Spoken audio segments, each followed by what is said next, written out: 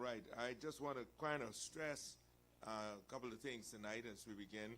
There are two views when it comes to life and the issues with regards to us as Christians, the way we look at things. And one is called a worldview. The other one is called a biblical worldview. A worldview means it's a philosophy, a system, the way they operate. Worldview means that which is understood by the world system. It means sometimes it means that which is generally perceived by everybody. It's a worldview. Everybody kind of looks at it that way, generally perceived. Sometimes it's the view that is scientifically perceived. Sometimes it's that which is emotionally perceived. And then sometimes it's that which is politically received. So you have a worldview, and, that's what it comes through. However, there's such a thing as a biblical view or biblical worldview, which basically means that which is perceived from the Bible. Now, many times the biblical worldview is contrariwise to the world's worldview, okay? And it's also contrariwise to the science many times. Now, the Bible is not a book on science, but wherever it speaks on science, it's 100% correct. 100% correct, okay? A biblical worldview may go contrariwise to the emotional perception, and many times we know it goes contrariwise to the political perception, right? Biblical worldview is that which has its roots grounded in the Bible. That's what it means when it says a biblical worldview. And it's based upon the Bible and its principles. Now, there are various subjects that are debated from a biblical worldview and a world's worldview. We think of subjects like evolution. How did we get here? The worldview is you evolved, we evolved over millions and millions of years. The biblical worldview is that we were created, not over millions and millions of years. We were instantly created by God. He created how he created man, etc., etc. You also have sex, another worldview, the way they view sex, and the biblical viewpoint of sex, and you can see the difference there. You have marriage, the world's view of marriage. Nowadays is a man can marry a man and a woman can marry a woman, but that's not a biblical worldview. Then you have a worldview about Satan, spirits, the invisible world, the obeah, the voodoo, all of that is involved. Then there's a worldview about life, and then there's a worldview about death. I was listening to Richard Dawkins talking about, he says, after you die, that's it. You're finished. There's nothing else that goes on hereafter. And so he has a worldview. We have a biblical worldview. The Bible teaches us that after death there is life. Okay? And then there's, of course, a biblical worldview and a worldview concerning finances. Okay? As we look at finances and all its various nuances, we basically can say some things are very pertinent and relevant. We look in the Bible and we see there's over 2,000 references to finances, riches, money, etc. That's a lot. That is a whole dray load. In other words, there was more spoken about finances than many other subjects. Jesus spoke more about finances than he did about faith, than he did about heaven or hell. So this must be something very relevant, very important. And if it's mentioned that time, it's that amount of times, it means God saying, listen, get this nailed down. Know where you are with regards to this. They tell us 3/4 or at least almost half of the parables are all based on money, finances, etc., etc.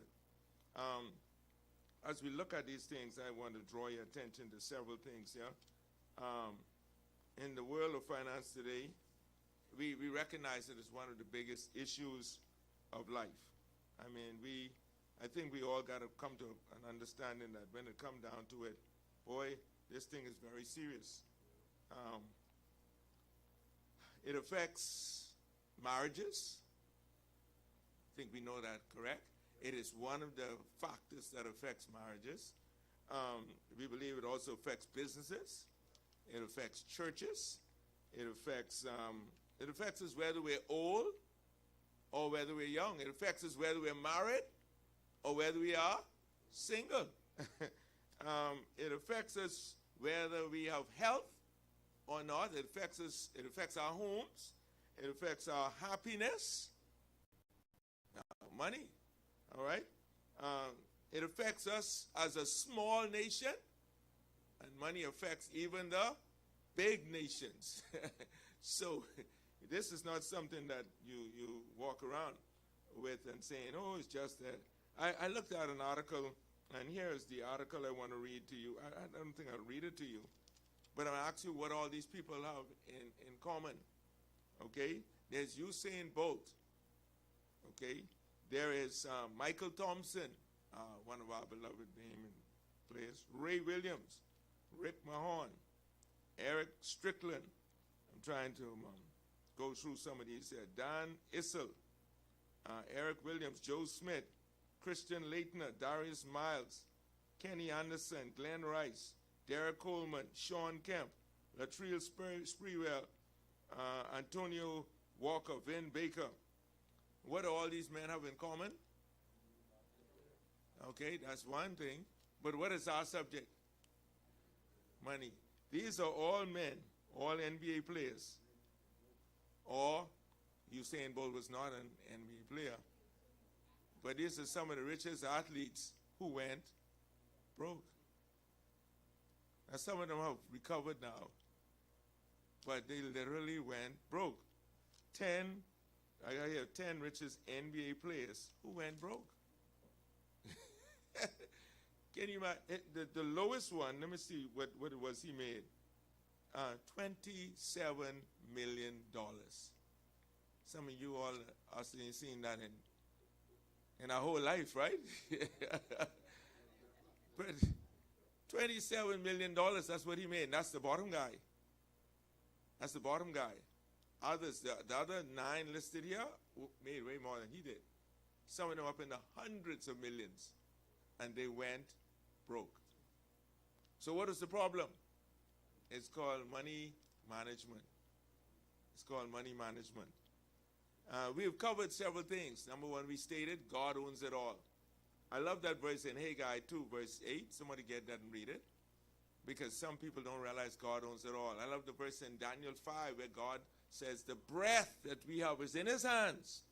I love Haggai 2, verse 8, because some people, they don't pick up the breath and thing. They just kind of jump in. And Haggai 2, verse 8. Somebody read that?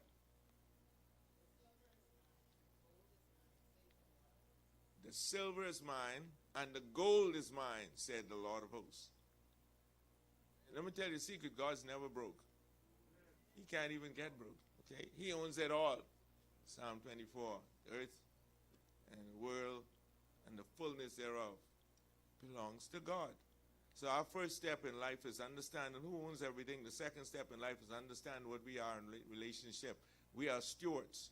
We read that in 1 Corinthians 4. We are managers of that which God owns, okay? Our lives in many ways revolves around money. 4 areas here I just want to mention.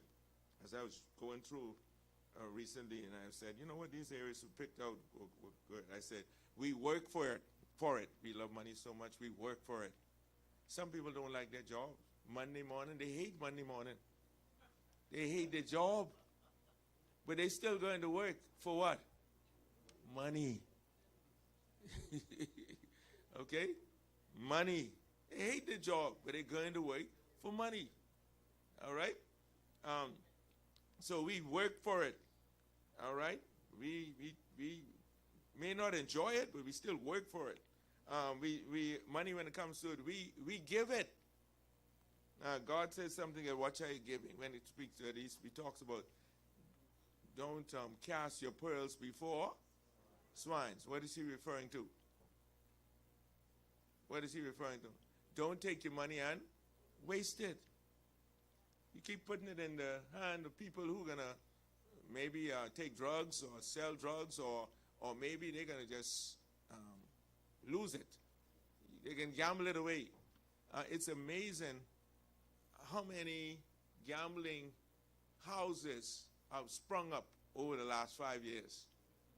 It's amazing. Now, truly, that is a detriment, a spiritual detriment to our society. That tells you where our money is going. And when people are going to spend carelessly like that, the house is always going to get richer, and the people who involve the gamblers will always get poorer. So pretty soon, society will be beholding to the gambling houses. That's a serious signal, ladies and gentlemen. Serious signal. Okay, and the gamblers are smart. When they get an X amount of dollars from you, they keep it going.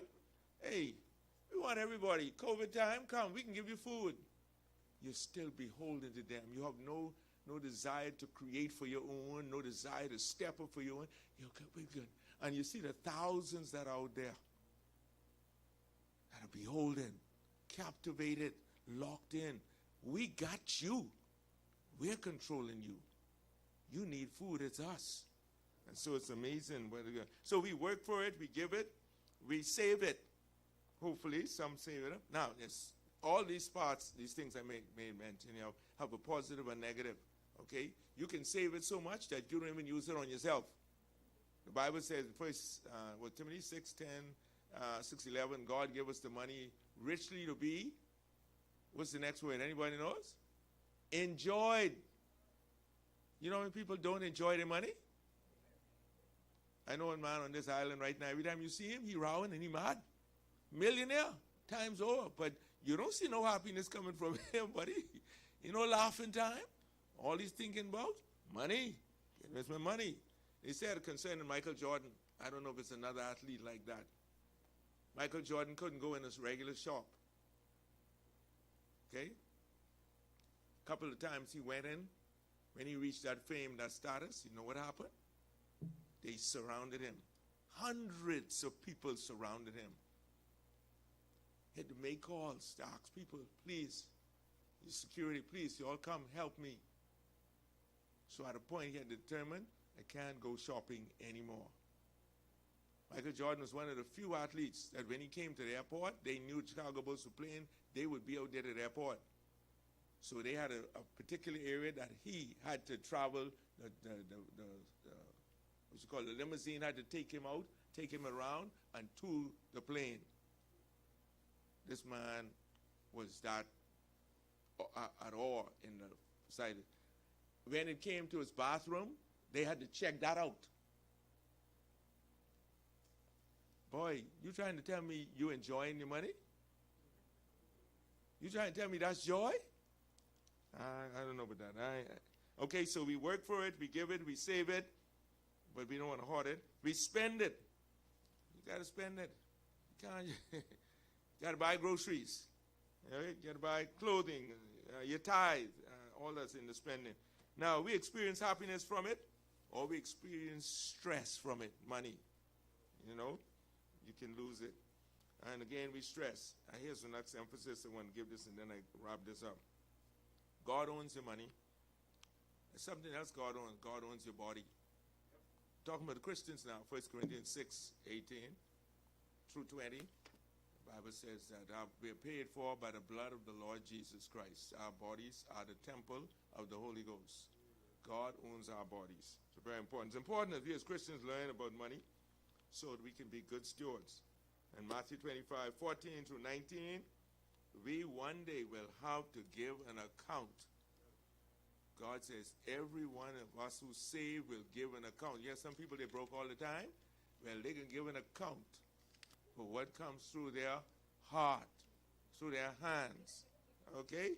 God has clearly made it clear. God has clearly expressed that we will give an actual account of that which He has allowed to pass through our hands. My question is, do you fear God? Do you really want to give an account? And so these folk we appreciate how they're coming in. They're giving us key things, how you can manage, how you can make more, how you can, the legal way of approaching things, and I am very pleased. I am telling you, I'm very pleased with what has been presented thus far. And Sister Rochelle, really, again, we can't express enough. You're putting the program together. So Sister Rochelle is going to come now, introduce whatever's going to transpire, and let us know where to go, and we just can sit back, say relax, and enjoy. Amen? So they will take it as they want to. Sister Rochelle, thank you. Good afternoon, everybody. Good afternoon. Welcome again to this, I think this is our third week Right. financial seminar. I say information exchange session because we're all learning. I'm also learning as well. Yes, yes. I want to say hello to Sister Ali in North Carolina. She's been calling me and WhatsApping me, so she's watching as well. So let her know we miss her down in North Carolina. Before Sister Renee come to introduce, we do have two speakers. We have somebody who's going to tell us about her business, and then Melissa's going to come and share with us this afternoon. I'm always excited to hear about small businesses. I love to see small and medium-sized business exceed. So I want to learn from her and listen to her. And then Melissa's going to come talk about her section. And I'm excited to hear from Melissa as well. The other day, I was looking at a conveyance. Well, there was a sale going on a piece of property. And one of the things the purchaser's attorney always asks you is, are the stakes down on that property? Are the boundaries down so you could know if it's 6,000 square feet, if it's 7,000 square feet? So I was like, okay, let me see the survey. When the survey came, I started laughing because a quarter of their property was in the government road. And I was like, I don't know how, but the bank ain't gonna get an answer to this within a reasonable time. We got a problem. So I actually love conveyancing. You have unique challenges. You have unique issues. So I am excited to hear from our two speakers. And when they finish, I will be back. So Renee will come and introduce them. Thank you.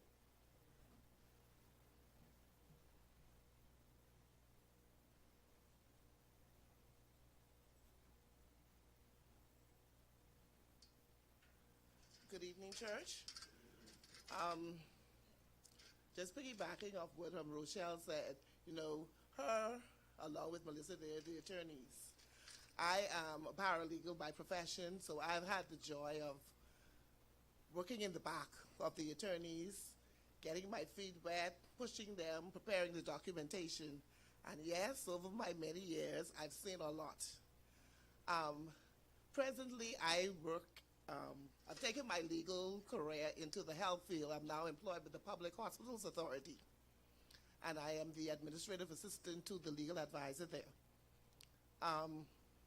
You would never believe the amount of legal things or wranglings that happen in our healthcare center, our healthcare arena here in the Bahamas. The Public Hospitals Authority is in charge of all of the hospitals in the Bahamas. So, I mean, if you were watching the news, yesterday you would see that we just we did the groundbreaking for the new hospital that is supposed to happen or be built in Freeport, Grand Bahama.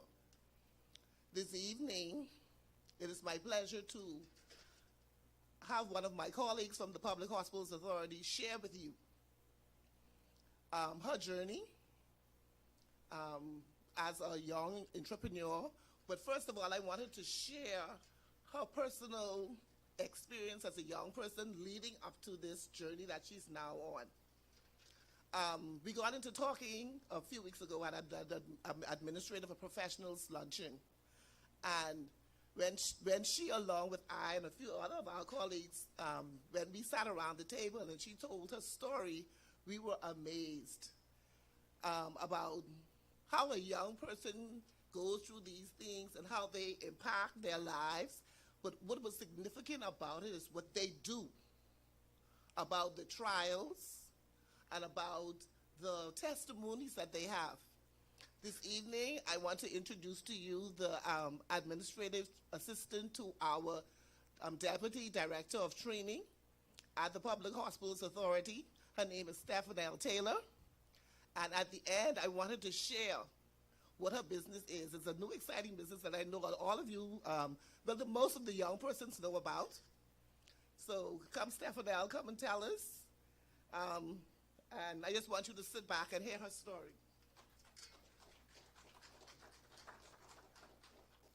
Good evening, good evening, good evening. It's such a privilege to be here. I was nervous about coming here, and I was like, Lord, Miss Davis, I had that little 5-minute conversation with you. But it's all glory to God, as this is not me, it's all Him. And so tonight I am here to give what has been my story on this journey thus far. And so I just would like to thank God for the opportunity to speak, and just to allow His Holy Spirit to be present in this room right now. I ask that He just touch the lives of the young people present, because it's so good to see so many young people on a Wednesday night here. And I hope that my story impacts at least one of you here today. And so I am Stephanial Taylor. A little background history is that I am a young single mother with a 10-year-old. I attend Holy Cross Anglican Church. I love mentoring young people. I am also the lead dance minister at the church. So I lead a girl group of 12. And so I help them to develop and express themselves through worship, which is also another journey that I did not want to be a part of, but I was called to, which is another story for another day. And so my background history is that I have been on a journey to finding myself and finding where I would want to be. And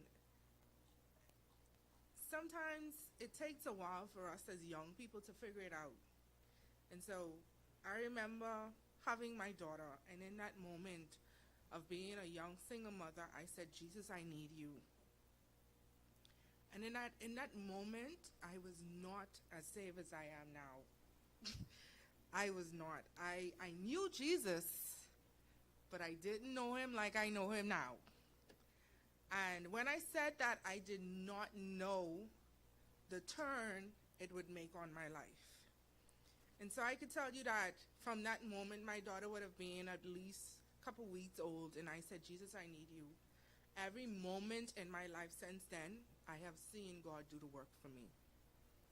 I was a high school graduate with no BJCs, no BGCSEs. Young people focus in school. They are very important.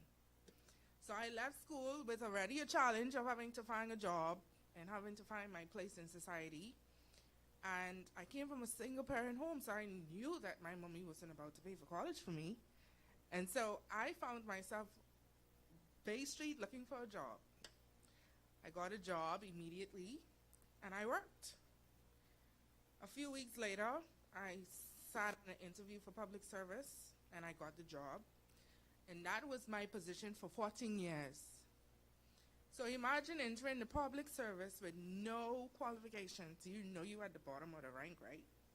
So I entered the public service as a filing assistant. And even though my work, because I am very intelligent, my workload was not the workload of a filing assistant. It was really a workload of a statistician. I was able to get myself back in school. I went to BTVI with no money, and I said, this is what I have to do. When I went there, I met some very nice people in administration, and they was like, we are going to get you on the path to finish this associate's degree here with us. Do you know that we offer that? And I'm like, no, I just here, again, trying to find my way. And the lady was like, okay, this is what you have to do. Just do what I say. I did it. And 4 years later, I completed my associate's degree with a toddler every day at school, and I finished on the president's list at BTVI. When I left there, I was like, okay, God, what's next? Because at this time, I just want my promotion because I need that little money. I need to take care of me and my child. Things was rough. And she was getting older and needed to go in school. And St. Anne's was the school that I sent her to at the time, not even making the salary of what a school fee would have been. But I just knew that Jesus was with me. And so I made the sacrifice. I made the choice. I sent her.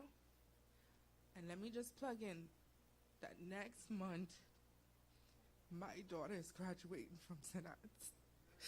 Like, oh, Lord.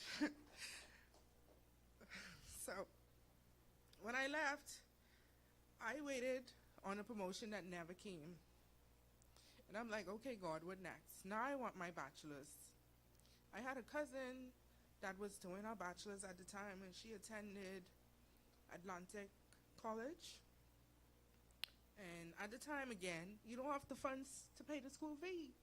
And I'm like, okay, when the time comes, when you get the promotion, you can go do this, and it can happen.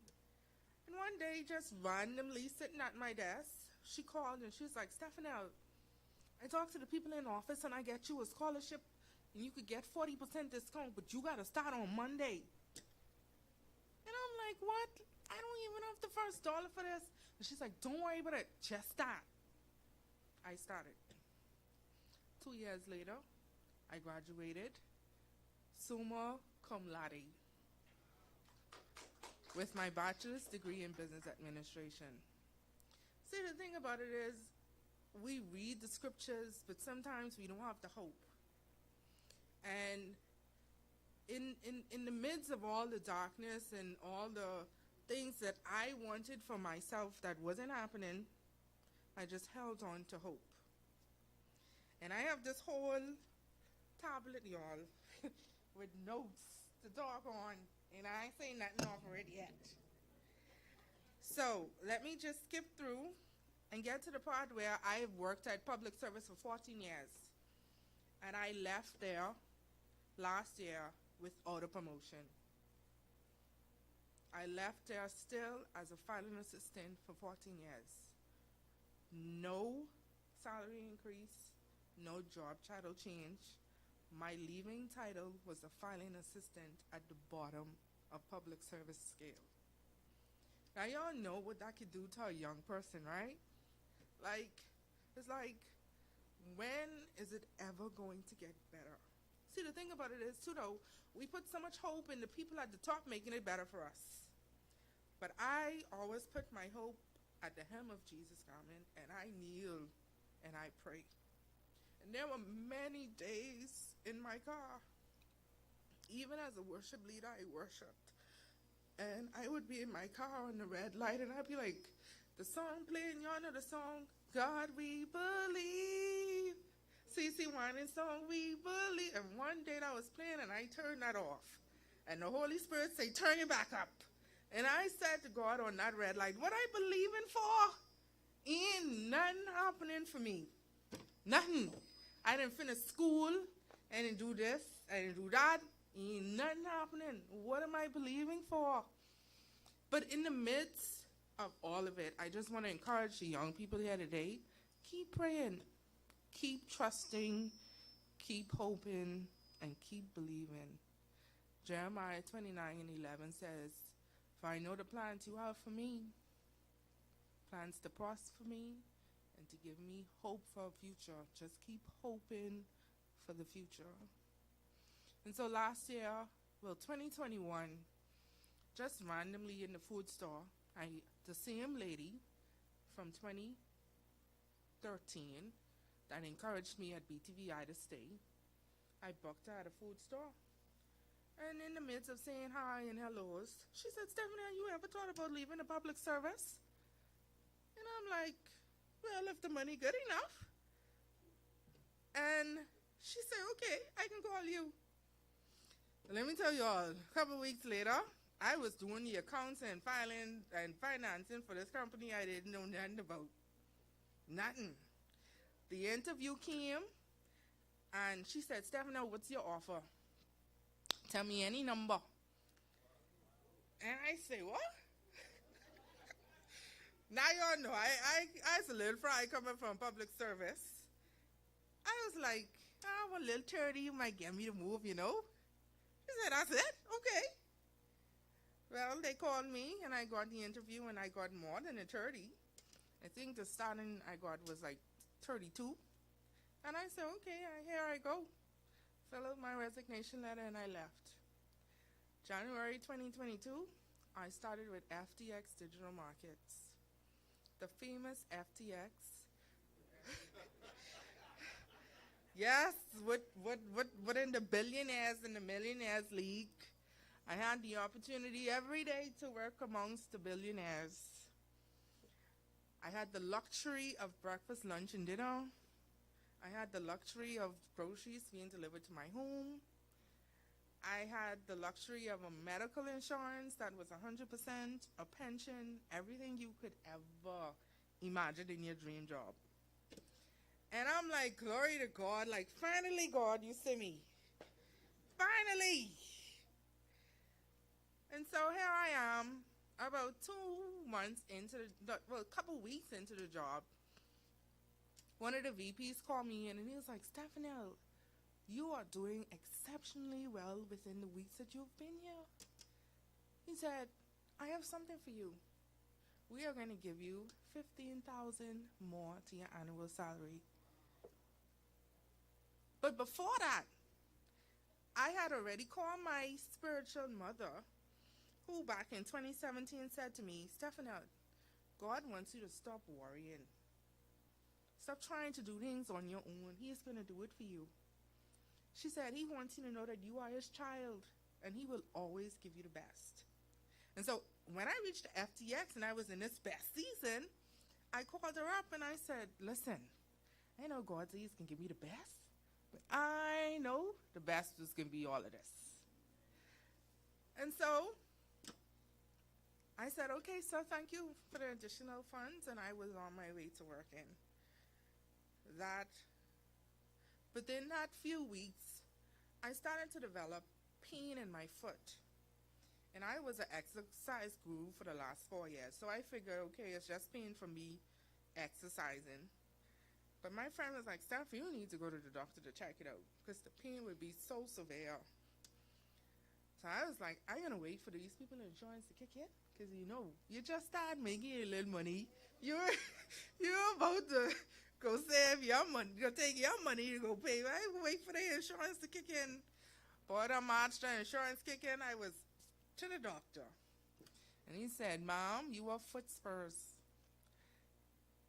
He held up a tissue paper, and he put the tear in every corner.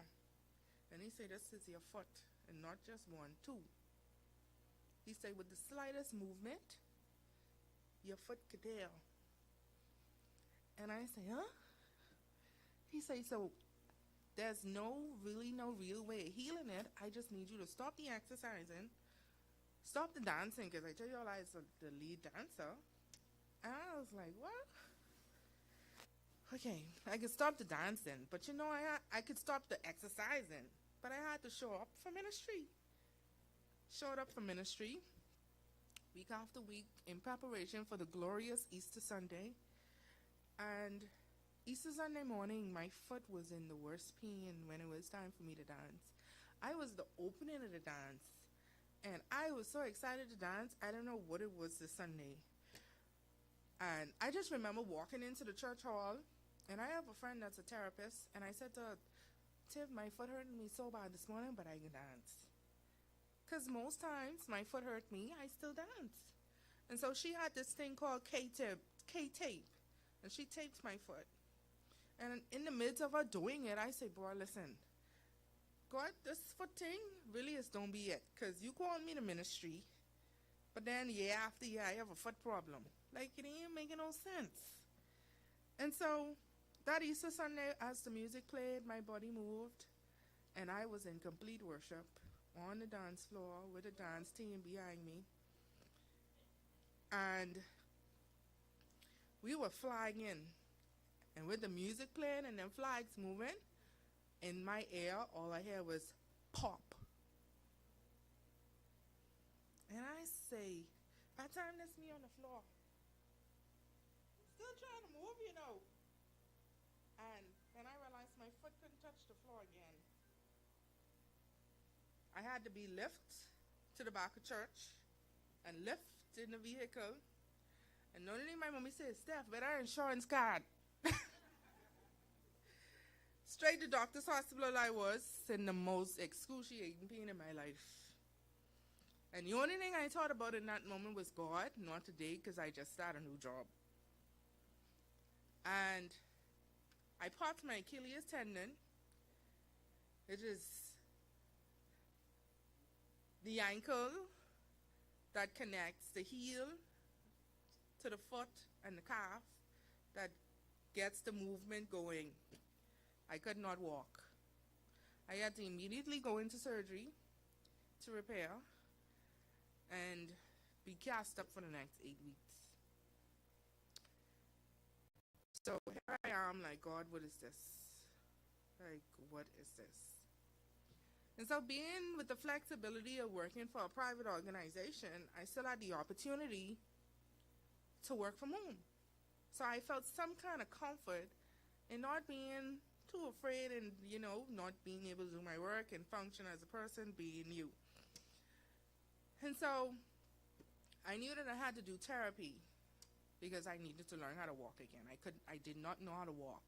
My foot was like this, and I needed to do physio to get it back like this. And June 10th was my birthday. And as I gathered with a few friends at my back porch because I couldn't go anywhere, I just remember telling one of my friends, I think I'm going to start a business, get into it. Maybe next year, by the time as you come to celebrate with me, I'll have it going and you'll be able to do it at my birthday. Not knowing that the next week, I would get a call to say that I am out of a job. And I mean, I'm like, hold on. What?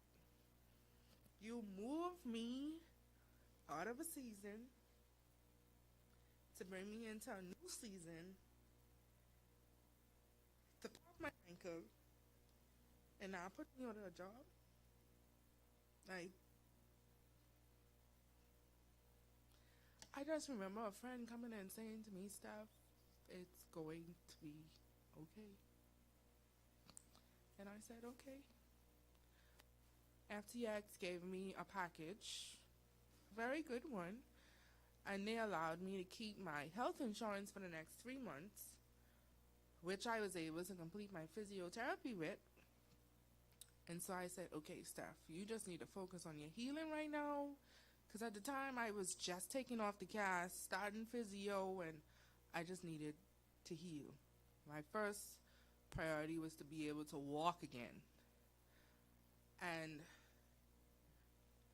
there were days when I was lost. I would just lay in the bed and like, God, why? Like, why? Like, why? And I was like, okay, Steph, what's next? I started to do history on the business that I wanted to start.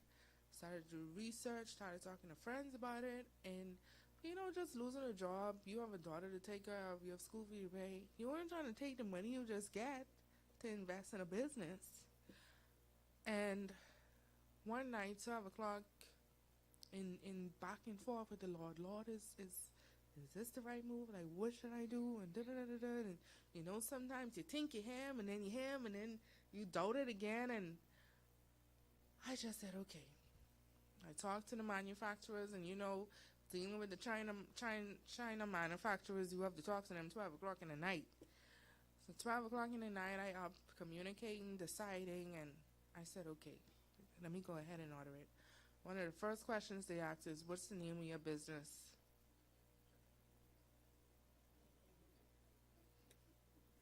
I know. I didn't even have a business name. I didn't have a plan. I didn't have a business name. All I knew was this was the item that I wanted. And I started asking them about the software and started asking them about the equipment, and I didn't know nothing. And I said, okay, Steph, you got to figure the business name. I was back and forth in my text with my sister that doesn't live with me, and I was like, I need a name. The people wait for the name. I could get my product and then going. And in that moment, I took a breath, and the word that came to me was focus. Like, it was the Holy Spirit, like, literally telling me to focus. And I just told my sister, okay, this name Focus 360. And she said, what? I say, yeah. I text the people, I say, Focus 360. And in a couple of minutes, they sent me back a sign. It was like, you have a logo? I say, a logo? I go on in Canva. I have a 17-year-old sister. I say, we need a logo. I started looking at all kind of pictures. All I saw was one thing with one camera, and I said, okay, that's it. Put Focus 360 on it for me. Let me send it to these people. And that is what I did. And I was like, okay, Steph, now you got to figure this out. You got a machine coming in a couple of weeks. And so within a matter of weeks, I knew the machine was on the way, and I had healing to do because I was still in therapy. And I had work to do to figure out what my next move was going to be with this business. I don't know a thing about business. I remember growing up telling my sister I want to be a boss, but I didn't know nothing about being a boss. And so I remember while waiting on the machine, there was this lady on my status, and she advertised a clubhouse prayer meeting coming up at 5 a.m. a particular morning. And I said, Lord, I need to get in prayer. Because this being a season, and this just a lot.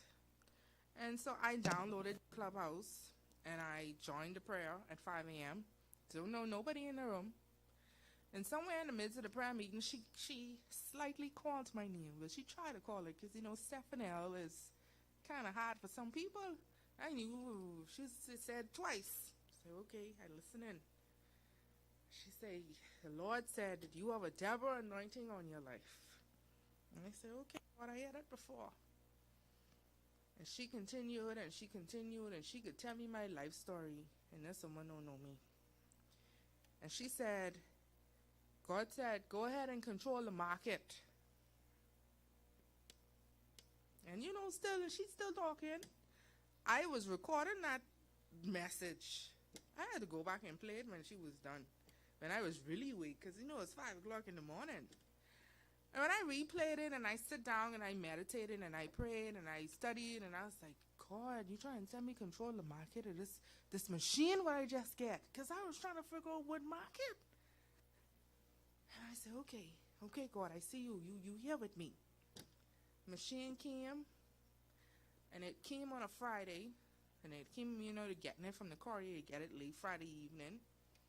And so I said, okay, tomorrow after dance practice, y'all know, even when I healing on my cane and rolling the walker, I was in a walker at dance practice with my girls. And I said, when I go back home, me and my siblings, we can set it up and I can practice this. But last Saturday morning when I got up, the bumper on my car, with me parking my car in my yard for 5 years, was gone. And I was like, no way, God, man. Come on, man. Just take my money, invest it in the business. I need my car to run the business. And my bumper gone. By the time as I walked back in the house, my cell phone rang. And it was my sister's friend calling. And she said, we having a party tonight, and we hear you was getting one in the machine. And here yet? I said, yeah, but I ain't even peeled the plastic off already yet. She said, well, I need you for 3 hours. I started saying, 3 hours? Oh, Lord, I didn't even know what the price could be yet. Didn't even know the price of the service, didn't know anything. And I was so frustrated by my bumper being gone. I said, okay, God, I can take this book in. Call up a friend. He's a technical guy, and I was like, I need to know this and this and this and this. I say, but I have dance practice, and these people want me for 6 o'clock, and my practice going over till 2. I say, you could do this for me while I go to practice, and then when I come back, I catch up with you. And he was like, yeah, go, I can sort it out. Did that. That night, I was on my first booking, not knowing nothing about the business. And it was a successful night with me running a 3-hour booking. And that was the beginning of Focus 360. And I don't know where I would be without Jesus on this journey. Because in the midst of healing, I started a business, and with lifting the equipment, I had to take people with me because I couldn't lift. I would literally be hopping to a job, and people see me, but they did not know that many days, even in that, I was in pain. I just knew that God was with me. And He been with me everywhere, every step I take. So I was like, okay, God, I got to trust you in this, and I did it. Today, I run a successful business called Focus 360. And I can tell you it's not even been a year. And my business has already completed over 200 plus events. I can tell you that I am a vendor with Atlantis, and I have worked with concerts for Lizzo, and I was just recently in Atlantis with Morgan Freeman on my booth, and I'm like, God, like, I did not know that this was going to be this. And even some days with going into it, and you look on Facebook and you see the market so saturated, and you're like, God, like, this really it? And I just remember one Sunday evening being in my bed, preparing to go to work. And the Holy Spirit said to me, the lady is going to pay you your balance today with a US $100 bill. When she give it to you, look at it. And when I got to the job, you know, you go and you check out the spacing, and you go in, and when I went back to the vehicle, the lady ran up to me and she said, come, let me give you a balance before you start. And when she opened up the back of her phone, she pulled out a US $100 bill. And y'all know I was a worshiper. So right there in the back of my car, with the door open, ready to put my equipment to work, I was in worship with God. Because in moments like that, I get a sense of peace to know that He is with me, even in this business that I have so much uncertainties about sometimes. It gives me more comfort in going out and getting it done, and I just know that it's all Him that I get the opportunity to even do it. And so even with doing my business, it was like, God, okay, you know, I want to get back to work, and I'm like, okay. One day, I started looking for work, interviews after interviews, cover letter after cover letter, nothing. But we all know that Psalms, trying to catch up with my notes, y'all, sorry.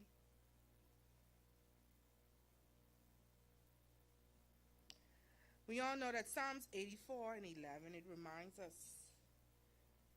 that for the God is the sun and the shield, and the Lord will give grace and glory, and no good thing He would withhold from them that walk uprightly. And I have a spiritual mentor that every day sent this to my phone. And I'm like, God, I must be doing something right, because I'm in a season of loss right now. And she would remind me this and remind me this. And every day I would ask God, why? Why you move me from FTX? Why? Well, we all know that months later, FTX was shut down, went into bankruptcy, and the persons that were left there left with nothing. And I say, God, thank you for every moment you've been looking out for me. Because see, even in that transition with moving and going there to work for that short period of time, some people might look at it as a failure. But God was taking care of me, because don't remember, He promised He can give me the best. And my best in that season was me being in doctor's hospital to fix my foot. And so in that moment, I'm like, okay, God, you've been taking care of me. And my best in that season was leaving to get that severance package, because them people after me didn't get it. And I say, God, I thank you. Because even when I don't understand it, you already taken care of it for me, and I just need to be still and wait on you. And I know as a young person, sometimes that's a challenge for us to sit and wait, for us to be still, for us to not try and figure it out, for us to not get into quarrel with mommy and daddy, telling you the right thing, and then you say, no, I can do it my way. Sometimes it's just good to sit and wait. So even after waiting for 14 years to get a promotion, to landing my dream job, to in about 3 months losing a job, and having a foot injury, I was able to start a business. That's mine. And so when I go out and I work, Now I have a staff. I started with one equipment. Now I have 2 equipments, and I have a photo book machine. And so every day I wake up, I say, God, I thank you for giving me the strength. Thank you for giving me the ability and the opportunity to get things done. And even in having a successful business, I'm like, okay, God, this is my season to maximize on this. I want to get back to work. So I had an interview with PHA, and they called me, and they said, your resume look good, but we only have 52-week program available, and I only called you in to tell you the salary is only $210. And I know you all dress up and you come, and I know you may have a family and you may have bills to take care of. And in that moment in the office, I swallowed. And I knew that my business was already picking up.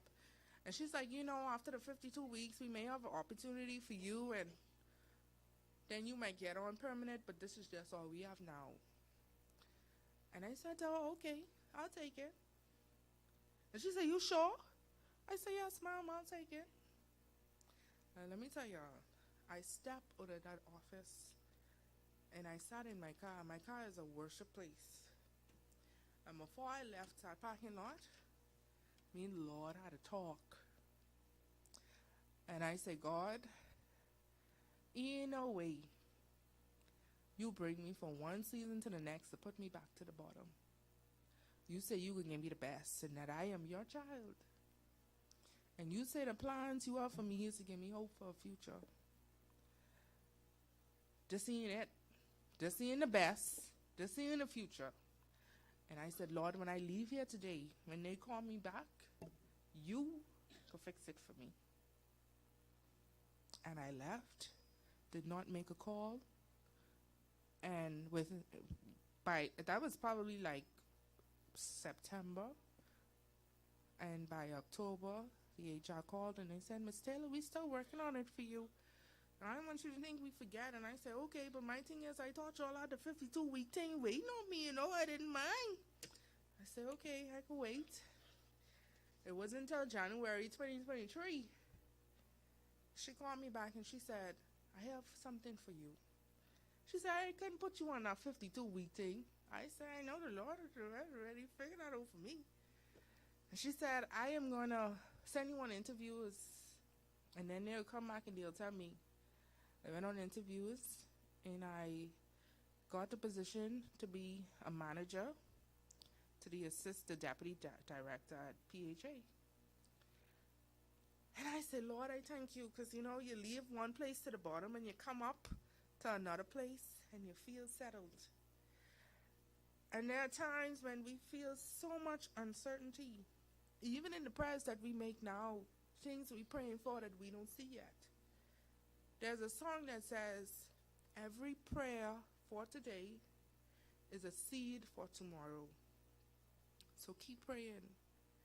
And so every day I say my silent prayers and I just wait. Because there's a God that hears, and a God that sees, and a God that knows that all things, in the end, will work together for our good. And that is what I believed in the past year. I mean, it's been a year. It's been a year. And I had so much doubt and so much fear. But even in the midst of chaos, God was with me. And I just needed to continue to trust the God that I believed in. And that is what I did. And that is why I am the proud owner of Focus 360. So when y'all see my ad on Facebook, y'all press like and follow me, okay? It's an entertainment portion of a party or a function, any function, church function, wedding, any celebratory moment.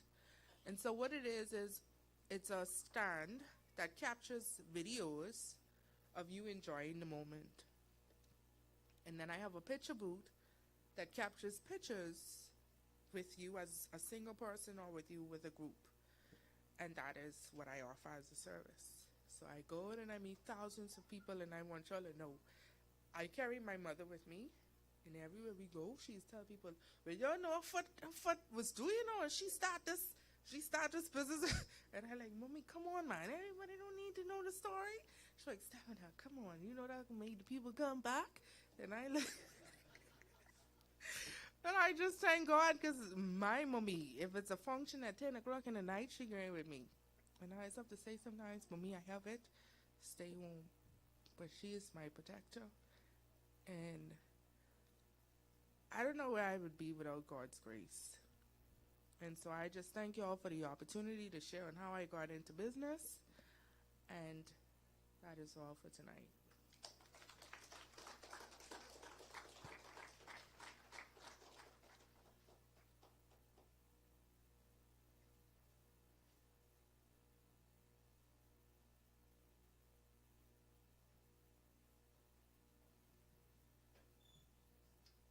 Thank you, Stephanial, for sharing your story.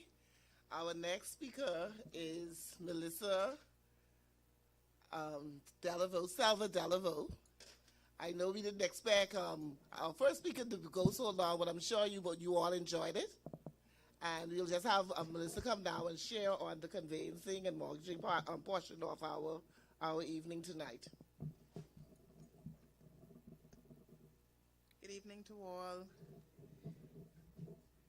Firstly, I just want to thank Rochelle Smith, Pastor Adams, for allowing me the opportunity to come and share very briefly on the mortgage process. In this ever-changing world, it should be every individual's dream to own a home or property. And owning a home or property is an investment, as was said by Mr. Taylor last week.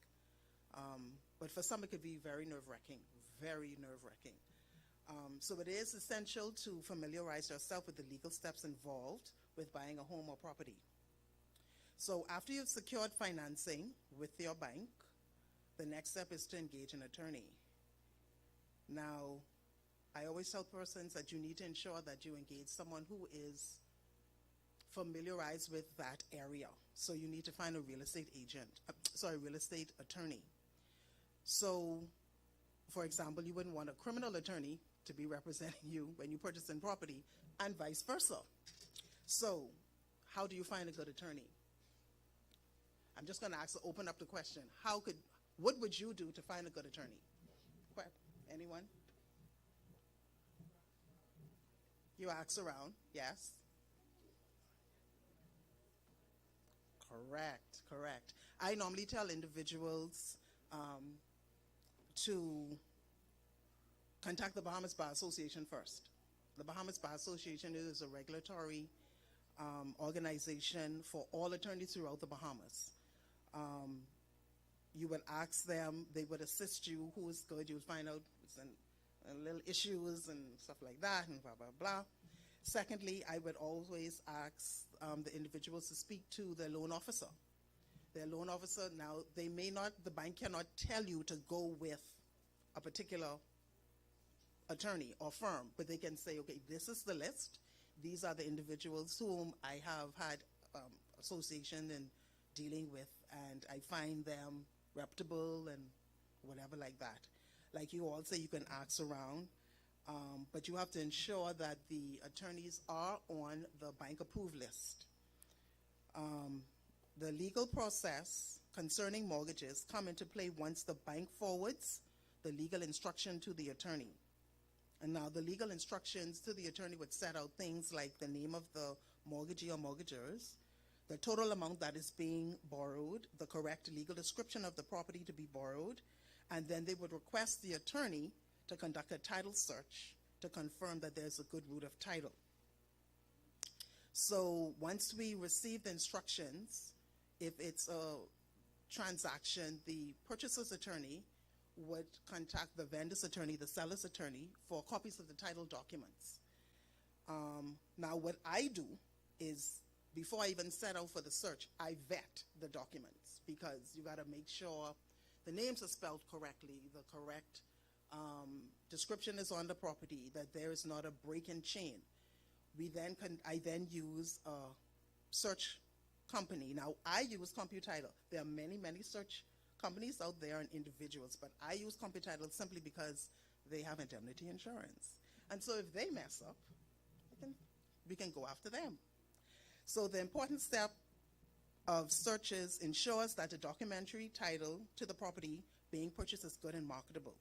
So that is, you look to ensure the description, the copies of the document matches, which is found on the title search, who's the beneficial owner, and if the property is free from liens. Now, pursuant to Section 3(4) of the Conveyancing and Law of Property Act, which is the act that governs mortgages and conveyancing of property, it states that a purchaser of land shall not be entitled to require a title to be deduced for a period of more than 30 years, or for a period extending further back than a grant or lease by the Crown or a certificate of title granted by the court. And that's in accordance with the provisions of the Quieting Titles Act. So, persons always ask, how do you know what is good title? Under the law, it states just now that it has to be 30 years. Now, it doesn't matter if it's more than 30 years, and 30 years would be the year. So it's 2023 minus 30 is 1993. You may have, of course, title documents from back in 1967, 1978, whatever like that. That even makes it better for you. And this consists of the conveyances of the property from one person to another for valuable consideration over a 30-year period. Now, a title search is vital when dealing in selling and buying property, because persons should use, like I said before, a reputable search company. Now, a title search entails quite a few things. As I stated earlier, I always vet the property documents first, and then I put in the title search, and the title search kind of fills in the gap. I've had situations where you have 1992, and they cannot provide anything else. So I would then do a prior title search, which is from 1954, I think, 1954, and sometimes 1948. And that brings it like from the Queen straight down, because you just got to show the chain of title, which is very important. If there's a break, you need to find that break. You have to advise the bank that there's a break in the chain of title. Some situations you cannot. I've had a situation before where, oh Lord, you have some senior attorneys who are just so creative. The description of the property was, all that piece parcel lot of land situated on the island of Exuma. That's it. And the lady has been living in this house for, let me see, when she said she was there for 42 years. All that piece parcel lot of land in Exuma, one of the islands of the Commonwealth of Bahamas. No plan, no nothing. So when she came to me, she said, oh, I want to go and mortgage this. So I said, well, bring the documents. I said, so what else do you have? You know, you can't really laugh, right? So I said, well, what else do you have? So she said, this all the lawyer gave me, and this is a senior lawyer. So I was like, okay. All right, you've been there for 42 years. Say yes, okay. Under the Quieting Act, it moved from 20 years to now 12. So once we'll just go through the process of now you have to quiet the piece of property that you actually been living in. So we were able to resolve that. But there are numerous things that persons do not take into consideration when they do a title search. I have another situation going on right now whereby I got instructions from Scotiabank to do a further charge. So they provided me with all the title documents, and title documents look good. So when I did the title search, the lady bought the property and constructed a townhouse, which means she then decided to do a condominium. So she was supposed to have sold unit 1 and she retained unit 2. But of course in the search it's showing conveyance of unit 2 to Jane and John. She mortgaged unit 2, further charge with unit 2 with one bank. She came to Scotiabank and remortgaged, same property. So I had to write the bank and advise them. And what they had to end up doing was calling the previous attorney to do a deed of rectification. It was a couple of documentations to rectify. So why I tell people it is so important to do title search, you just don't know. I have another gentleman, oh, this is my friend, this is my friend, this is my friend. He good, okay. There were all kind of mortgages he had, which means that he technically couldn't sell the property until he would have satisfied that mortgage. The title search also shows judgments, because the title search does not just deal with the property, it also deals with the individual. So if I have 6 people who own the property, come down and I'm going to buy and I'm going to be the 7th, the title search covers all 6 individuals and me as well. I found one time that the gentleman asked me to do a further charge for him, and it came to find out he had a judgment against him. So, you know, you just don't tell them, so you got to talking around the way. I said, you ever been to court? He said, yeah, but long time ago. I said, oh, okay. So we talked. So I said, what you going to court for? Because if you ask them, they're going to say no. And then I know I have to make sure that it's the same. So long story short, it was him. I had to advise the bank, and the bank said, whoa, okay, we can't move further until you, because he was using his property as collateral. So we can't move further because you have this outstanding judgment. So I had to, misfix it, call the other bank, try to negotiate, so we were able to work out a payment plan, what he had to do on the side, because the bank, he could not borrow anymore. So we was able to resolve it. So there are ways that you could resolve it, but it's a lot of work that the attorney has to do. And so that's why it's very important that you find an attorney, not just Southwest Legal, but you find an attorney who can assist you the best way that you can, okay? So after I would have done the title search, or the attorney does the title search, we raise requisitions that needs to be satisfied with the vendor's or seller's attorney to address any concerns we find in the title. So it should be noted that the requisitions would include questions like status of real property taxes. So you have a lot of non-Bahamians who own property who are selling, and they never paid real property taxes. So that's a lien against. So the Bahamas government, under the Stamp Act and Public Treasury Act, can come and foreclose on your property. So you have to make sure that that's taken care of, because I have stories, man. I have another situation where a client never paid real property taxes because his attorney never told him he was supposed to pay real property taxes. So he was selling the property for $8,000, and his real property taxes was $12,000. So he was in the negative, and he kept calling me when I could get my money, and I was like, okay, let me walk you through this. But I was able to speak with Real Property Tax Department that they dropped it a little, but he still didn't get anything. He still didn't get anything. So things like real property taxes. Now Bahamians don't really have to pay real property taxes. It's according, like if a vacant land, it's nil. But if it's a home, it depends upon the value of the home. It may be a nominal fee, like $150, $200. If it's a duplex, obviously you pay. If it's a triplex and more, obviously you pay.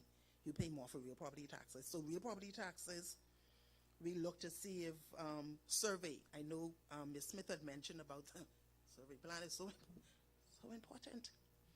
I know the banks now require it, but before they never used to. But I still used to, because I've had so much situations where I have another situation too now. The grease pit is on my client's property, but that's an easy fix. I have another one where the person foundation is on a certain portion. Okay, so what you have to do is, it's rectifiable. You just have to kind of do a sale for that portion. But that's more work, that's more documents, that's more money. So what I like to do when I get my title search, I sit with my clients and I show them, this is A, B, C. This is the 30-year route. You need 30 years. So it goes from here and here. So, okay, you see this mortgage? Look down here. This was satisfied. Okay, this was not satisfied. So that's one question. You have to look for subdivision approval. That's another question. You have to ask for survey plan. So there are quite a few things that the attorney would, have to look for when raising the requisitions. Sometimes people say, manual is take long. It ain't me. What it is, sometimes we can't find the answer. Sometimes it is the attorney waiting on information from his client. Because if I'm representing the vendor and you send me a requisition about occupancy certificate, I ain't got that. I got to wait on you. But now if you take too long, then I have to go down to physical planning. I'm going to charge you for that because that's my time. Status of real property taxes, many persons never used to record or register their property with the real property tax department. I always did. I had a very, very good mentor to say ask and do everything. Even if you know the answer is nil, you ask everything, and I just continue that along the way. So requisitions, once we get a title search, requisitions is vital. I've had a situation with the survey plan, like Ms. Smith said, where I am telling him, show me on the survey plan you sent showed me, and the property description doesn't match. It doesn't. I read the plan. I read everything. You're paying me, so I have to give you the service, because you got to remember now, when you got to go to the bank, you'll be paying 20, 15, and 10 years. You don't want no issues. So I went to the attorney. He was a senior, gracefully. I'll come to you.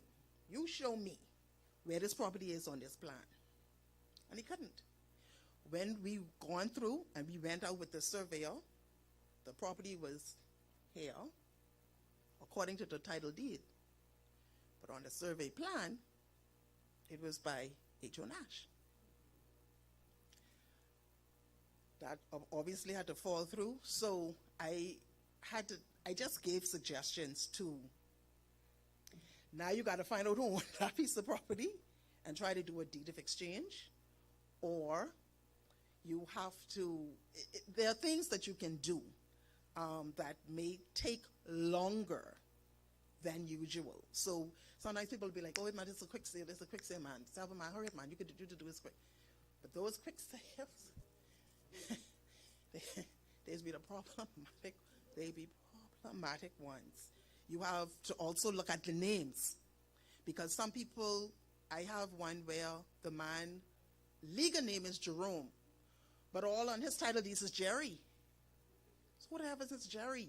So you also is also known, and it was too much. So I said, what to do? Just do an affidavit of same name. So that's another document that you have to prepare. That's another document that have to be stamped and recorded. So it racking up, and then people be like, attorneys. And yes, some of my colleagues are overly creative, but I am not going to, like I would tell people, we can't cry over spilled milk. Let's just see how we could rectify it at the end of the day. So that's what I try to do. So I make sure, go through the title search, make sure there's a 30-year route, make sure the legal description, what is on paper, is on land. Make sure to survey that there are no encroachments, because the bank will not go through with the mortgage.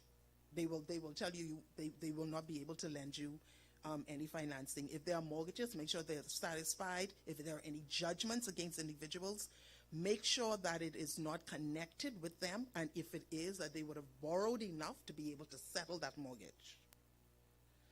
So once we would have raised the requisitions and the vendor's attorney would prepare and send the conveyance, then we would call the clients to come in. So the clients would sign the conveyance, which is the document to say that they now own the property.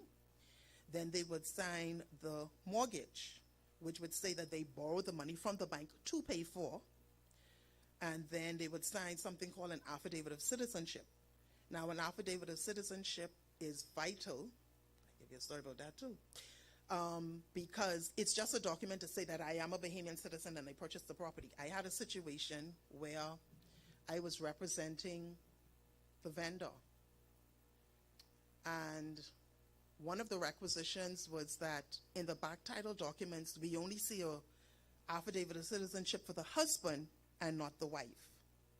But now these are the previous, not my client, before them.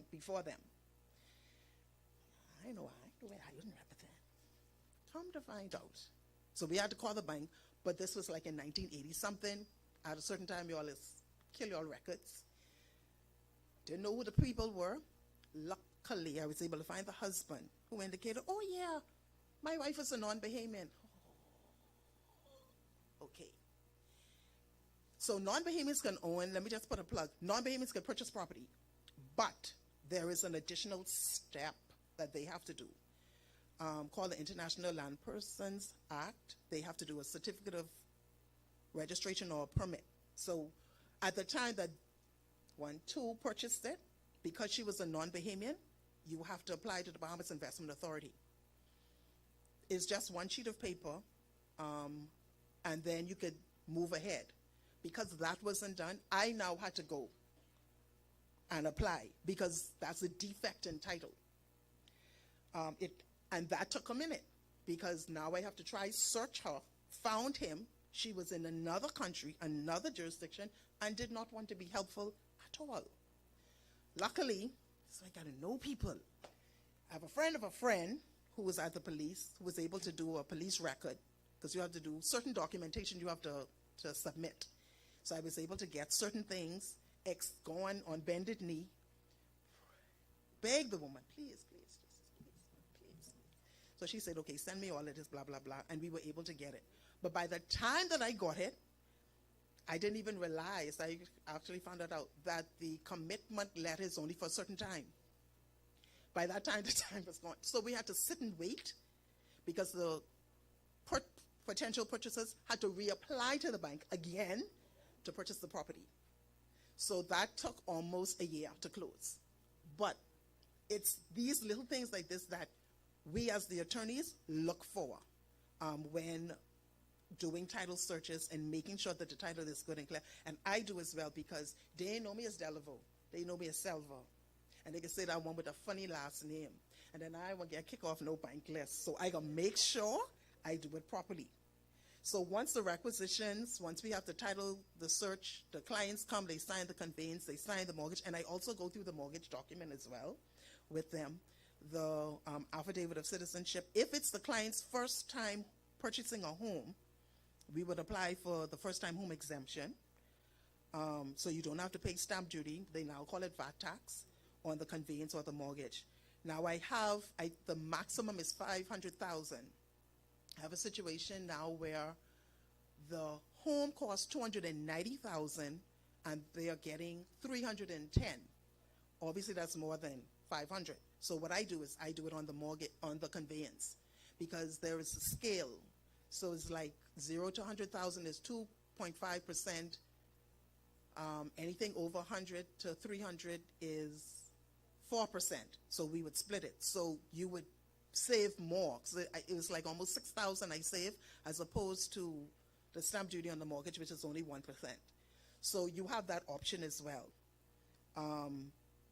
Again, you have to be a Bahamian citizen in order to apply.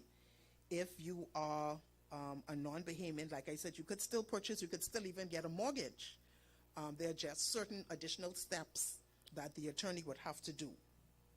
And once the client comes in, I explain all of that, answer any questions. I would then prepare my opinion, because by that time I would have cleared up any issues that might have came up, and we would forward that to the bank. The bank would then send us the funds. We always get paid last. The bank would send us the funds payable to the public treasury and the registrar general, because again, my previous attorneys have been creative with the way that they use the funds. So once we do that, we send the document for the public treasury. A very important thing what I'd say about real property tax. Now it is law that every deed, whether it's the mortgage, the conveyance, and the affidavit of citizenship, affidavit of name, have to have the assessment number on it, which means that you have to ensure that the property is registered with the real property tax department, which can also be a holdup. Because if it is a holdup, then they won't accept it and they won't stamp it. So now I got to sit down and wait. You have to put it through a portal. You have to wait till someone picks it up. They would assign it to someone.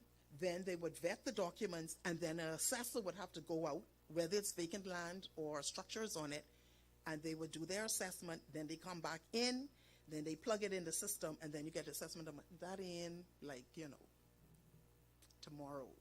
It's like weeks. So then that's another holdup. So it's a lot of variables that take place that is not really the attorney's fault. It's just waiting on certain things.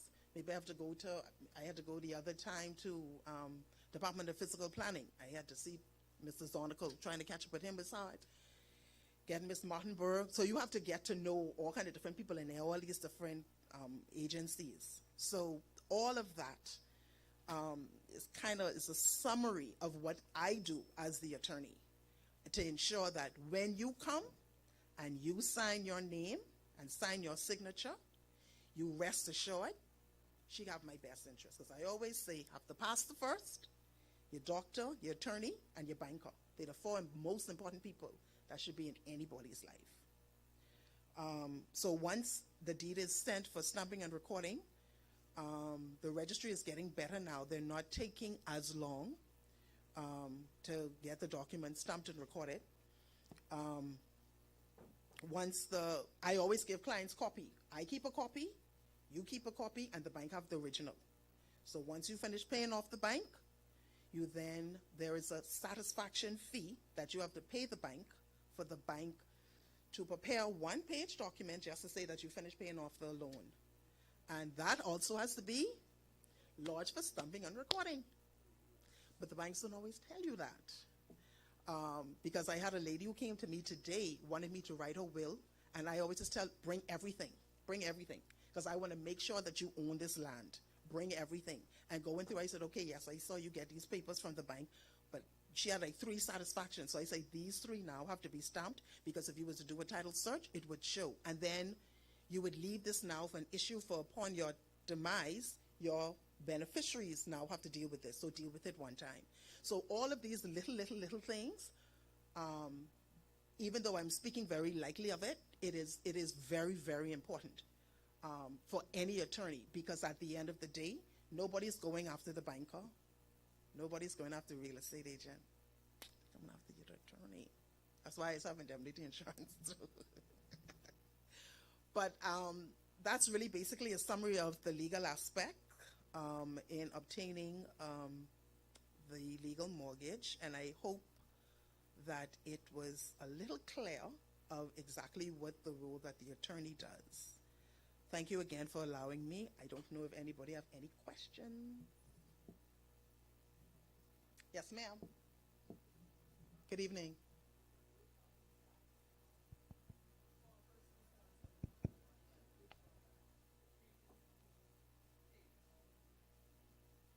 Yeah, representing the purchaser?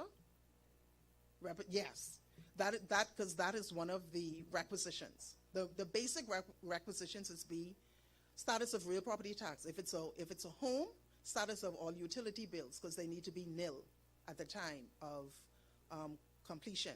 Sometimes they would say, if there's outstanding real property tax, they may say we will deduct it from the balance of the funds. So before I send it off, I would already know, and if they don't provide it, I get it. So if I see it's 10,000 and they're supposed to get 90, I'm only going to send 80. So you make sure the real property tax, the status of subdivision approval, survey plan. Those are like really the big, and if there's any outstanding mortgages, because sometimes you have persons selling who have a current mortgage. So you have to make sure get the payout figure from the bank so that you could pay it. So what I do is I always give it more, because by the time I send my opinion into the bank, they're going to take about another week or 2 weeks So if it's, say, 3,000 owing today, when I send it, my opinion into Mr. Taylor those, I would say it's 3,800. Because by the time you go and pay it, if there's a balance, obviously it go into the client in any event. But you don't want it to be a shortfall.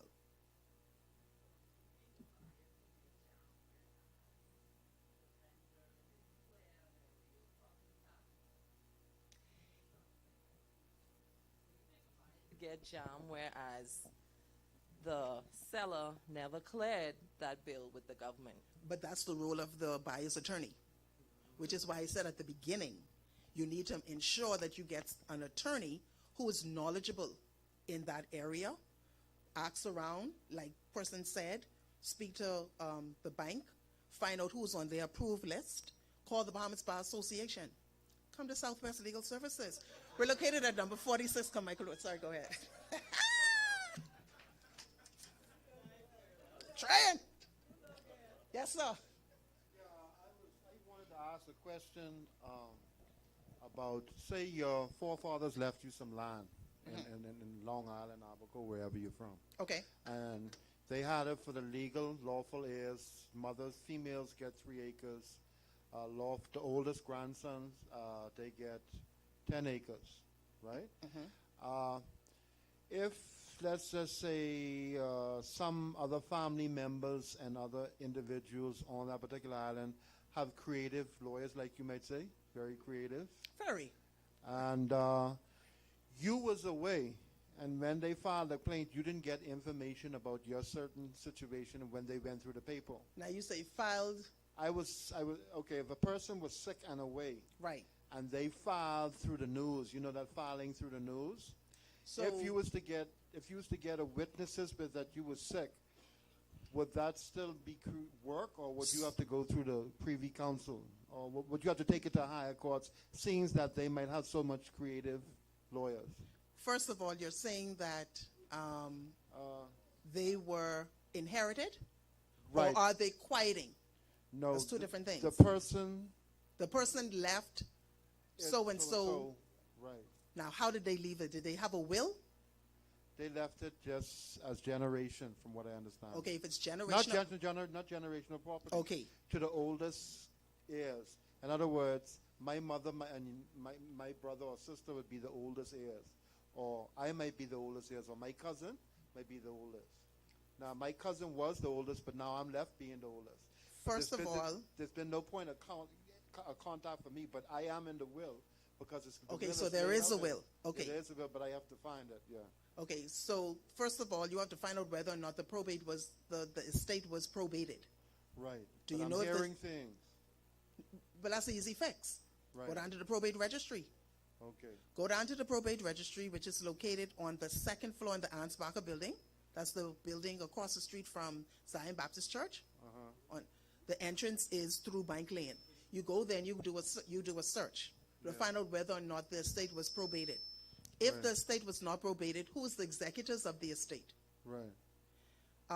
If it is that they would have already cut up the property or give the property to whomever they wish to and did not, if you are a beneficiary of the will, yes, you can then petition the court to advise the court. Now, you need to find out when all of that took place. When did you become aware? Because under the laws, you have 6 years All right. to bring an action. So you gotta, the best thing to do is honestly to try to set up an appointment with an attorney to walk through. See, because when people say generational, I step back. No, it's not generational. Right. I mean, because we can't it deal was with left generational by property. It was left by the grandfather Right. for the oldest grandsons and daughters. 3 acres for the daughters. Once 10 they would have acres for had the a sons. will, Yeah. once the person would have had a will, Yeah, they had you a have to will. check to see whether or not that the estate was probated. Yeah. And then we can move from there. Okay. So engage an attorney Yeah. who you can sit down and speak to. It's just a consultation. Like I tell people, it's like if you go to a doctor, it's a consultation. Just go to a consultation and it's be an hour. And just try. I always just tell people when they call, I really want to speak to you about so-and-so. Well, when you come, write down all the questions you want to ask, because you have me for that 1 hour, and ask anything you want to ask, so that when you walk away, you are satisfied and you know. Because see, there's a lot of variables in that. It's hard to just give an answer because it's so much different things. So it would be best if you was to go and seek assistance. Okay? Anybody else? Yes, ma'am. My consultation? Yeah. What is the price of your consultation fee, Depends please? upon the mood I'm in.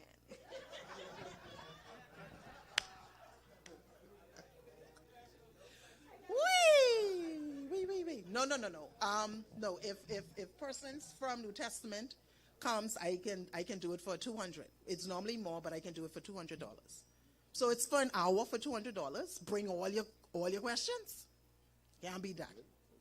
Can't be that. Yes, sir. Yeah, I know we spoke about generation property or whatever. Can a generation property, I know you're saying because it's generation property, you hardly deal with it, but can somebody who is heir or family member of that generation property will a part of the property to anybody? No. I know Generational property, the reason why the courts, the judiciary, and officers of the court, attorneys do not deal with the generational property because we don't know who really own it. And then there's no paper trail. Let's say they acquire it. No, now that's different. Okay. Quieting a property entails, like I told you, the lady in Exuma. She was living there for over 40 years. She have neighbors. So she can get affidavits. I was able to get affidavits from 3 individuals who were there at the same time. And because the act is now 12 years. So they've been there for 20 years. So they could say from when they were there for 20 years, she was always there. You see what I'm saying? And you get a plan, and there's certain other legal documentation that you do, but at the end of the day, you would petition the court for me to own this property. Now, it can't just be vacant land, because you have to show the court that you take possession. So whether you fence it, clear it down, build a little foundation, have fruit trees, you have to show that I've been taking care of this property for the minimum period of 12 years undisturbed. So if somebody come to you on the 11th year and say, listen, this my grandfather property, this and start acting up, your 12 years stop. You'll have to start all over again. Wow. But no, because I'm in the process of doing one or two things, and where my parents are from Auckland, I know one of my relatives went there, and they didn't acquire the land, but they was able to sold the land to somebody else, a part of the generation property. Creative lawyers. Creative lawyers, good. Okay, you answer my question. Creative lawyers. Yes.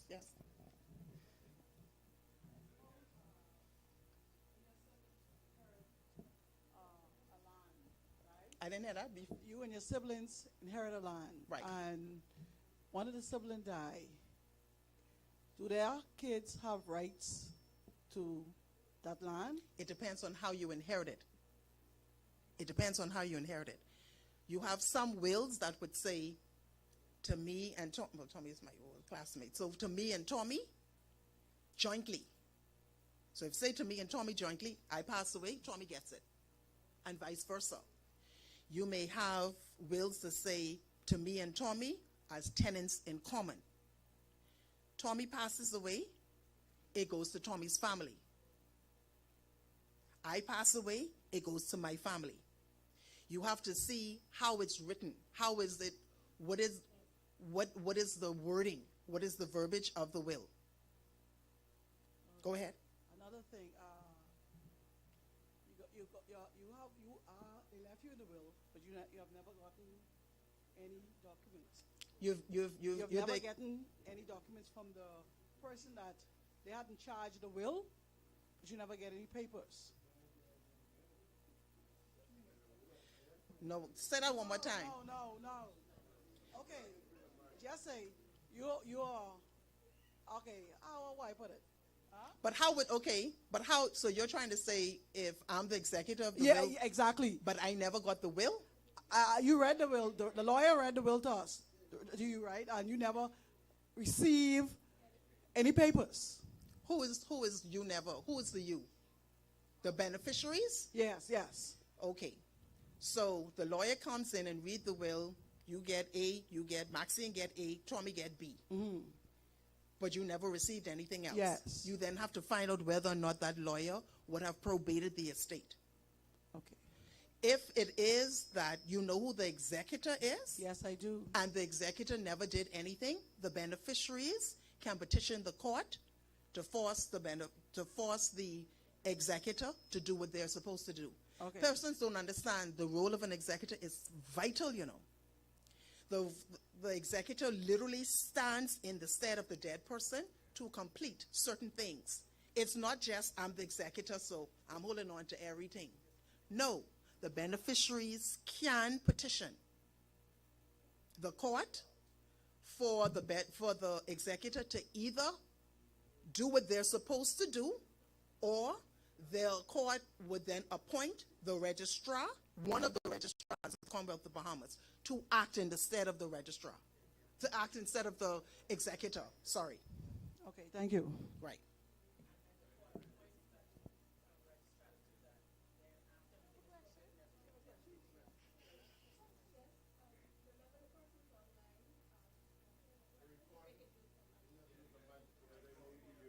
Okay. Sorry. Good night. Good night. Say if a person died and they never write. Say if a person died and they never write a will. Oh, it's an easy fix. If a person passes away and doesn't have a will and have assets, first thing you need to do is find out if there was a spouse. If there was a spouse, the spouse is under the law the rightful person. Even if they are separated, once there is not a decree of absolute, once there's not a divorce, they're the person who is supposed to probate the estate. Under the laws now, in 2002, it changed, whereby the laws now are, if a person dies, if a male, let's say male, if a male dies, and his name is on everything, no wife, no nothing else. He didn't leave a will. His wife gets 50%, and all of his children get the share, the other 50. So children in the marriage and out the marriage. Once you could prove, I have a birth certificate or an affidavit where he would have signed. Okay, thank you.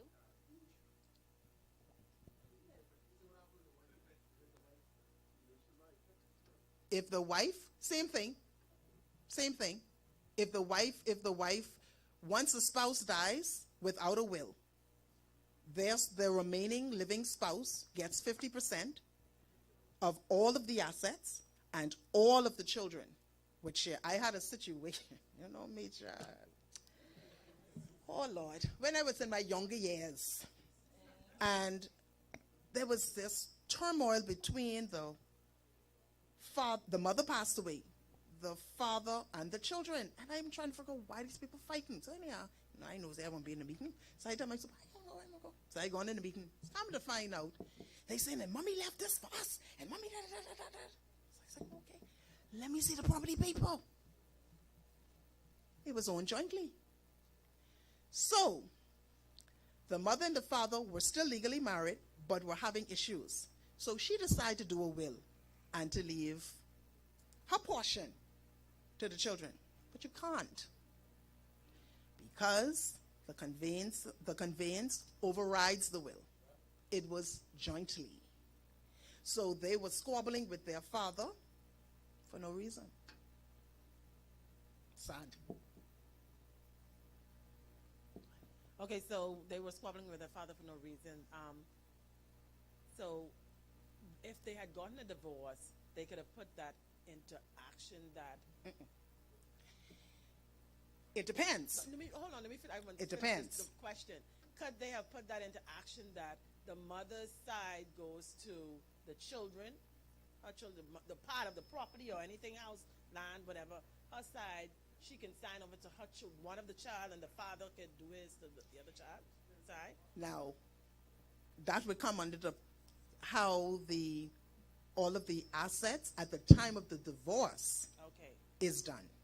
Because at the divorce, it may be that the court would say, basically the court would say this: you buy me out, I buy you out or we sell it. Now, what I do is if there are children and the children are grown and there's no mortgage, I said, y'all convey it to the children. So it wouldn't be an issue. But most of the, 85% of the time, there's a mortgage attached. So somebody have to buy somebody out, and whoever's best to continue paying the bank. But if it's still jointly owned, you can't will it. Now, if they are separated and legally divorced, and the bank is paid off, then yes.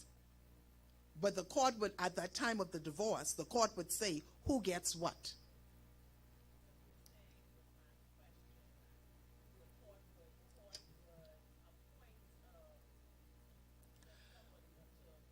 Be the executive. The executor, yes. Now, after they've done that work and everything, would the person who was supposed to be the executor, they would have to pay all of that, you know, court fees and everything? You can go after them, but why? Half of the time they just want the assets that's for them. Okay. You can go and you can go in and petition the court that, hey, we want monies from them because they didn't do what they were supposed to do. How could you quantify that? Really? I mean, with the court, you would have to pay the court, that executive would have to pay the court, right? No, the family will have to pay it. No, the family. Okay. You can put it in. You can ask. We're going to petition the court because the executive isn't doing what they're supposed to do. So we now want the court to appoint somebody. So the court fees, the attorney fees, the filing fees, all of those fees, the beneficiaries would now have to decide, yes, we're going to go after the executor who should have done what he was supposed to do. Really, will you get the funds? Then don't forget now, for us as lawyers, yes, we go after, but you still have to pay us. So if my retainer, it's not that, but if my retainer is $5,000, I'm going to ask for at least $3,000 from you because I still have to file documents. I still have to pay. I have to pay to serve. There are things that I still have to do. Now I can go after him for the balance, but half of the time you would find attorneys, you have to pay us. When we go after them, if they pay, then we reimburse you. But it very, very rarely happens. Any other question? Yes, good night. Good night. So I have two questions. My Lord. You mentioned that the person owning title, if they get a judgment against them that affects the title that they're trying to acquire as well as if they're trying to sell it, explain a little bit about how, because especially after the pandemic, a lot of persons with consumer debts get judgments against them for debts that are not particularly associated with any properties. They may inherit property or they may seek to buy properties afterwards. How would the judgment affect them as a relation to title? Okay. You wouldn't get a judgment per se against the property or an asset, you know. You would have a judgment against Melissa. So you have a judgment against Melissa for $400,000, right? There are certain steps once somebody gets a judgment. You have things like order for examination. So I would, well, not me, but I would, the attorney would then carry me back to court, and I would have to answer truthfully what all assets I have. Now, the trick is a lot of the times the assets are already assigned to another bank. So the only thing really that they can come after me for is money. But it makes it hard for me because now, 5 years later, I finished paying that debt off. When you do a title search, because the name is also searched, the cause list is searched, bam, they see this judgment. The attorney is supposed to let the bank know there is this outstanding judgment for $400,000 plus interest, which is accruing every day. So I may only want to borrow $200,000, but my judgment is $400,000. The bank would not. What I try to do is what I did with the gentleman, Mr. Darvel. I contacted, his was Gateway. I contacted Gateway and I said, look, he owes you X amount. Would y'all accept BAM? It's either yes or no. Luckily, they said yes. But what happens if? So if they have a judgment and they have a asset that is free and clear, the person who has the judgment can go after them for that asset. Yes. But what I normally is tell individuals is before it gets to that point, you try sell it. You try sell it and pay off the debt. What if you sell the asset and don't pay off the debt? And so what if the person has a judgment, right? It's not gonna, right. So the person has a judgment before you sell it, and you sell the asset, and then the person says, "Oh, I have claim against you, and so I have a right to a portion of the proceeds of that sale." Would that be? You can petition the court for that, but again, that's the importance of doing a title search, and that's the importance of having a good attorney, because some people do close a blind eye to it. I have a gentleman in Exuma now who has a judgment, who's been trying to sell his property, but he's refusing to pay the gentleman off. It's warring, I don't know, they just have issues. He just refusing to, so now he's stuck with the property. He's stuck with the property, he's stuck with it, but if the gentleman really wants to be nasty, he can go after him to get this property. But most banks and people won't touch it, because your opinion letter and your title search has to, supposed to advise the bank all of those things. All right, my second question, so I appreciate that answer. Not a problem. My second I question. Southwest Legal. Indeed.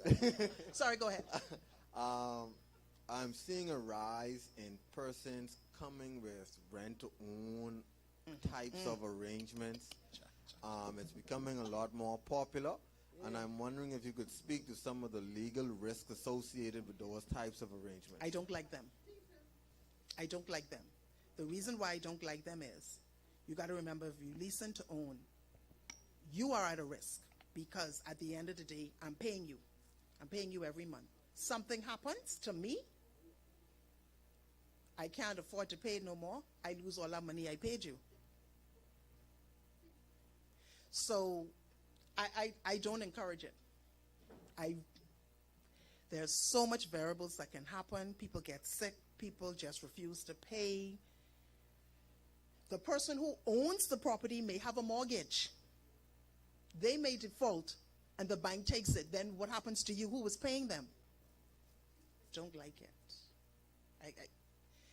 For some people, I guess it works because they don't have all of the qualifications like how you spoke about last week, the savings and everything like that to get it. Then you have some that have percentage. If it's a short one, maybe. But like those 10, 15 years, I did one before for my parents for like 3 years, and I did not go over 3 years. And every year they had 8% interest added. But the people who really wanted it, they were foreigners, and they really wanted, so they paid. They paid every month, they paid for it.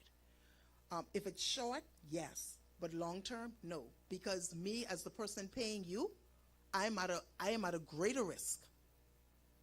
So I really don't encourage. I personally don't. When they come, I say, oh, I don't do it. I could do it, but I don't do it. You know?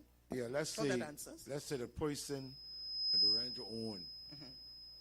I'm the one who paid you a down payment. I'm paying you monthly. Correct. But the person who owns the property, they didn't live up to their bargain. They like jumped out.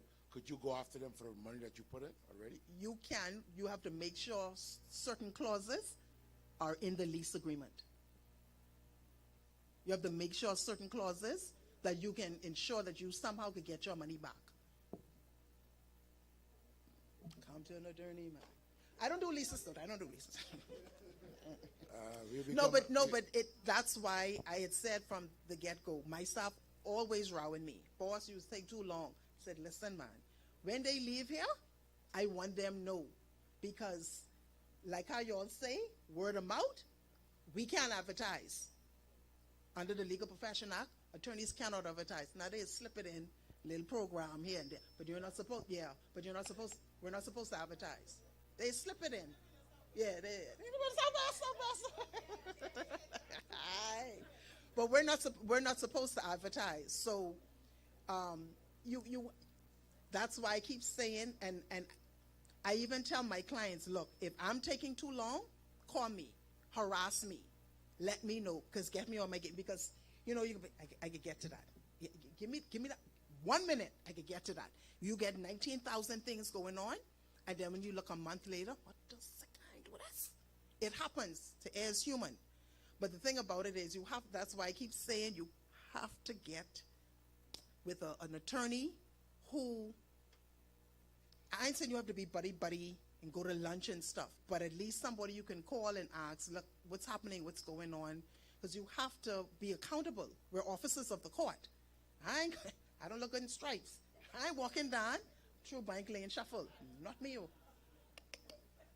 No, if it's the truth. Attorneys have such a bad rap. I don't dress like them. Only dress because I was coming here this evening. I don't dress like them. I don't act like them. I don't hang out with none. No. Now, that might have been in the bar association having something. And I trying to figure out who is who and what is what.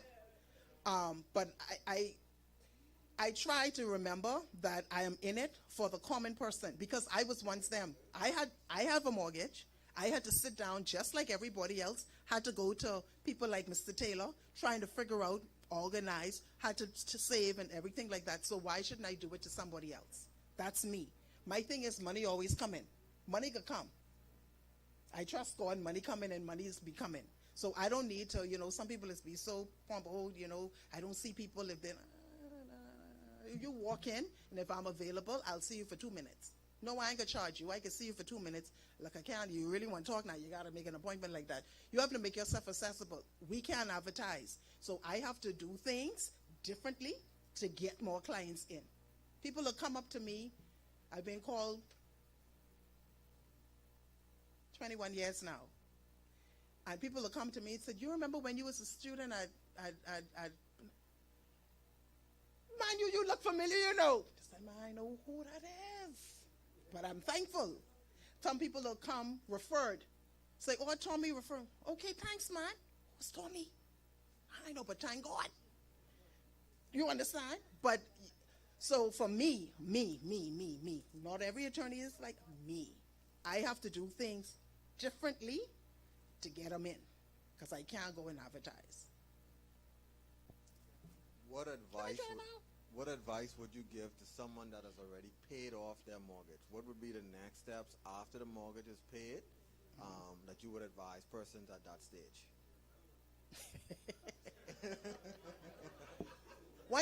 Number one, for sure, once you pay off the mortgage and once you would have gone to get your property papers from the bank, I would still ask you to go to the attorney who assisted you to ensure that all of the documentations are there, because sometimes, not hitting on you, some local banks is lose their documentation. Make sure all the satisfactions are stamped and are recorded. I would advise that if you do not have a safety deposit box, to get one, because God forbid something like but it's recorded. But it's recorded. But it's recorded. But it's not a bad thing. But if your property papers are recorded, you have no problem, because you could always go to Registrar General. It's just that you have to get a certified copy. You have to get a certified, which is why, yes. And what I try to tell people, the minute you finish paying it off, go and get it.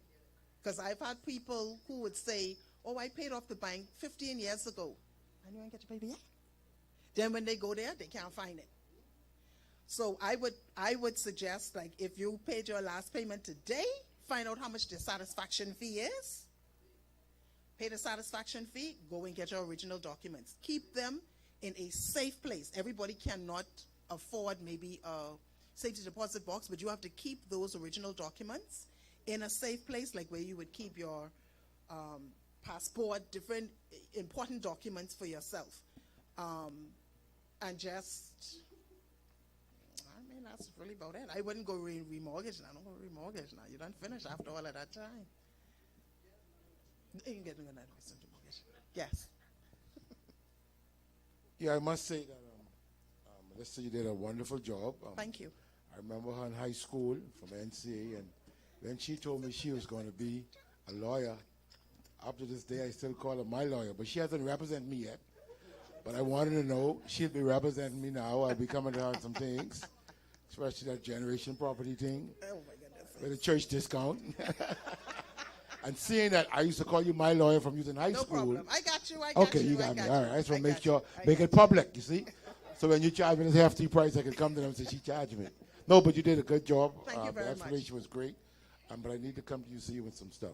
No problem. Thank you. So thank you so much to both speakers. Melissa, you got a lot of questions, so you may get a lot of business. This is an information exchange session, so I do want you all to remember in 2022, the Privy Council made a historic ruling that after the Planning and Subdivision Act was passed in 2010 and enacted in 2011, if you purchase a property in a subdivision in an area that does not have subdivision approval, your conveyance is null and void. So you are not the legal owner of the property. The government now has to come and fix this because people have those properties mortgaged to the bank. So check your documents. If you did buy a piece of property, if it's mortgaged, make sure you're the legal owner. Watch the news, find out how they're going to fix this. Second, there was another case last year where a gentleman died without a will. He was married twice, so he was married to a second wife at the date of his death. His wife took the insurance proceeds, paid off the mortgage, so the children from the first marriage and the first wife sued the second wife. In the Privy Council, in the Supreme Court, they won the case, and then it went to the Court of Appeal. So the Court of Appeal said, yes, when he died, he no longer was the owner of the property. She became the owner. It wasn't a debt to the estate. However, my favorite part, she owed a bank.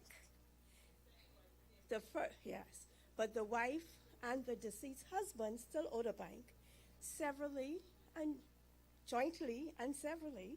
So it means he still owed a bank whether he dead or alive. She is the executor, so she got to pay off the mortgage. There was no money to give to the state because the insurance was less than the mortgage. So a lot of people go to court crying, but my daddy leave me this and my mommy leave me that. But you got to be aware. You could end up with nothing because if the insurance cannot cover the mortgage and that person living in that house, they're going to pay the mortgage if it's to the state, and that is the job of the executor. And that actually makes my job easy. I don't have to run down no person. I can just get the insurance proceeds. So this is our information exchange session. I know we spoke about real property tax last week, and it was all over the news. The government said we come in for those property, real property tax, so you all were aware. So thank you, everybody. We're going to turn it over to Pastor. We know it's late, so we appreciate you all staying. Let's give a round. We really appreciate all that was said tonight. Melissa, you did a great job. Appreciate it very much. Remember sitting down with her and asking her, what are you going to do with your future? Where are you going to go? We went through that. Remember that? Yes. So, appreciate it. If you don't know, Kwame is her little brother. Yes, okay, So let me put it like that for the night, okay? If he happens to be watching. Anyway, we appreciate what was done. Excellent work. Let me give you one scripture verse. Money is the root of all evil. What it says? The love of money is the root of all evil. So we're not trying to portray money as evil. It's a tool that you can use, but don't love it. But guess what? It takes work. What she is doing takes work, and you got to see to it. And sometimes we're just a little bit lazy, want to do it shortcut. Appreciative of all that was said tonight. Excellent work and excellent word. Let's everybody stand. If you have an offering to put in, and of course you're already now seeing that you got a lawyer you could connect with. You have a banker you could connect with. Cadero is still, Mr. Taylor is still here. We got all kinds of stuff. By the way, I did have a case in court, and both Melissa and Rochelle were involved in that case, and I end up winning that case. Okay? So praise the Lord for that. All right. Good. Let's everybody stand. Pray. Father, thank you so much for your kindness, your goodness, your graciousness. Thank you for these saints that have dedicated themselves to a cause.